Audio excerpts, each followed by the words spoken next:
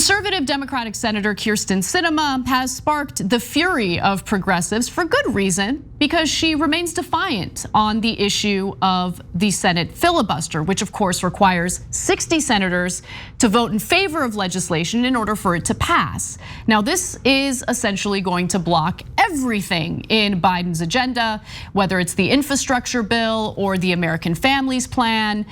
We already saw how the Senate filibuster played a role in making it more difficult to pass the coronavirus relief bill. It needed to be passed through the reconciliation process, which can be done with a simple majority. But of course, that only applies to legislation that impacts the federal budget. The PRO Act, which would strengthen labor unions, for instance, that cannot pass through reconciliation. And so Kyrsten Sinema has been asked, why? Why do you want to maintain the Senate filibuster when it only serves to prevent the Democratic Party, which is in charge right now, from actually accomplishing anything in their agenda? Here's what she had to say. Without amending the filibuster or getting rid of the filibuster, a lot of your colleagues in the Senate say that that's not going to pass. And some people are saying that you have a choice between the filibuster and democracy. Your answer to that? Well, as folks in Arizona know, I've long been a supporter of the filibuster because it is a tool that protects the democracy of our nation rather than allowing our country to ricochet wildly every 2 to 4 years back and forth between policies. The idea of the filibuster was created by those who came before us, the United States Senate, to create comity and to encourage senators to find bipartisanship and work together. And while there are some who don't believe that bipartisanship is possible, I think that I'm a daily example that bipartisanship is possible.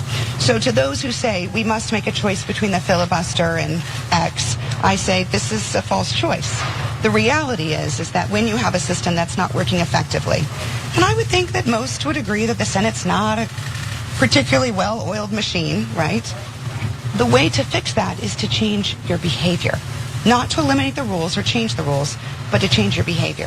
So I'm going to continue to go to work every day, aggressively seeking bipartisanship in a cheerful and happy warrior way, as I always do, and showing that when we work together, we can get things done. Yeah, well, she's gonna go to work every day, except for that one day when they voted on the January 6th commission to investigate what happened in the US Capitol. That day she didn't show up for the vote, but thoughts? That was incredible.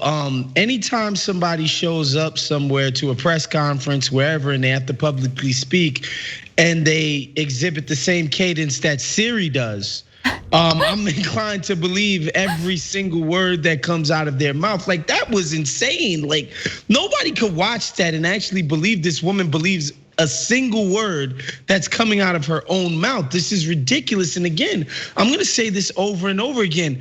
We need follow-up questions. Can you cite examples of this, yes. Kyrsten Sinema? Yes. Of you guys just grinding it out for bipartisanship and it working out in the favor of the American people? Where is the examples of bipartisanship working? And then when she said this, the filibuster stopped the country from ricocheting back and forth every 2 years. Is that what was not happening the last 4 years under President Trump? We were just on a stable, steady ride. That thing was like an Audi, wasn't it? And when President Trump was involved, bipartisanship and the filibuster just saved us from a rocky road, didn't it? Well, if you want to actually discuss the true use of the Senate filibuster in this country's history, it had absolutely nothing to do from protecting the American people from wild political swings. In fact, it was used incessantly by right-wingers to prevent the passage of laws that would maybe stop persecuting black people in this country. Maybe do away with Jim Crow laws, for instance.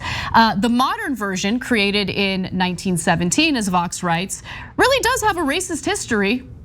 So let me give you those details. As Adam Gentleson, a former aide to Senator Harry Reid, noted, you start to see civil rights bills pass the House in the 1920s, and it was consistently used to block them, meaning the filibuster was used to block them in the Senate. If there was any ambiguity in the antebellum era, it certainly shed that during the Jim Crow era, where it was widely taken for granted that the filibuster was directly tied to blocking civil rights. So the defenders of Jim Crow pioneered this new filibuster, successfully deploying it again and again to block civil rights bills. Richard Russell, a leading filibuster practitioner and staunch segregationist, said in 1949 that nobody mentions any other legislation in connection with it. And so when Kyrsten Sinema was asked about the racist usage and the racist past and history of the Senate filibuster, she tried to minimize it. Here's her statement. A lot of folks say that the filibuster is a relic of the Jim Crow era. And my sense is you don't support those things from the Jim Crow era, so why would you support the filibuster? Well, the filibuster was not created as a tool to accomplish one thing or another. It was created as a tool to bring together members of different parties to find compromise and coalition. Yeah, Woz, it was, I mean, the filibuster's true intent was to bring people together. Don't you know that? Wow. Well, that's like saying White Hood's true intent was just be, a pristine piece of cloth, like to protect from the sun. A white hood is just a white hood. It's the people that give it meaning. I like, this is just the weirdest display, and it shows you where her allegiances lie. Obviously, her corporate donors have told her to come out and do this dog and pony show because there's no other reason to debase and embarrass yourself this way. Like there's no intellectual integrity to anything that she's saying. She's not backing her assertions up with any facts or data. She's just talking and looking like a complete fool in the process. And that just shows you how powerful the money interests are in this country. Thanks for watching The Young Turks, really appreciate it. Another way to show support is through YouTube memberships. You'll get to interact with us more. There's live chat emojis, badges. You've got emojis of me, Anna, John, JR. So those are super fun. But you also get playback of our exclusive member-only shows and specials right after they air. So all of that, all you gotta do is click that join button right underneath the video. Thank you.